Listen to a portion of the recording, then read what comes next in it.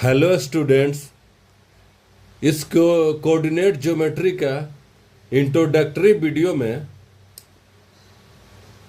हमने दो fixed straight line लिया है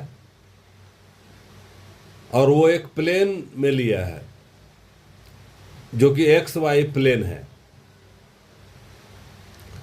फिर से हम इसको फिगर बनाते हैं कि अगर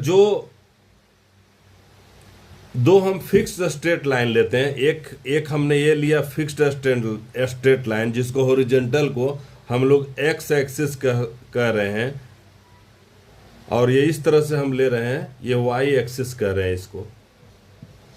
तो वाई एक्सिस एक्स एक्सिस का डायरेक्शन है इस डायरेक्शन में, यहाँ से ये ओरिजिन हुआ जहाँ पर दोनों एक्सिस इंटरसेक्ट कर रहा है। ये दोनों स्ट्रेट लाइन जहाँ इंटरसेक्ट कर रहा है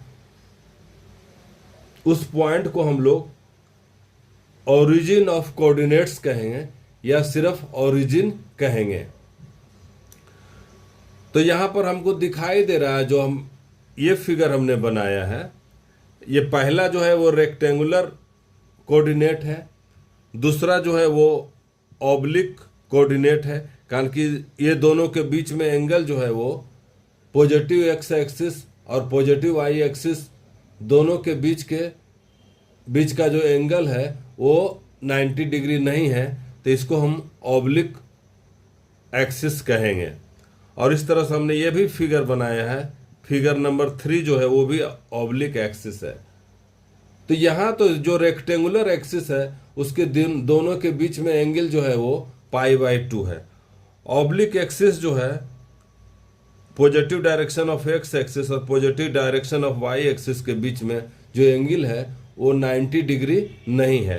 इसको हम एक सिंबल से डिनोट करते हैं, ओमेगा से देते, इसको हम ओमेगा लिखते हैं। ये हमने ओमेगा लिया।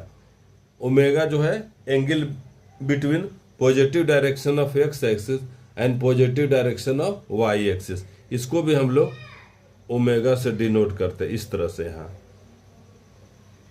एंगल का जो है यहाँ हमने लिया है ओमेगा, जो कि ओमेगा जो है कि नॉट इक्वल टू 90 डिग्री। जब ओमेगा बराबर 90 डिग्री हो जाएगा तो रेक्टेंगुलर एक्सिस हो जाएगा।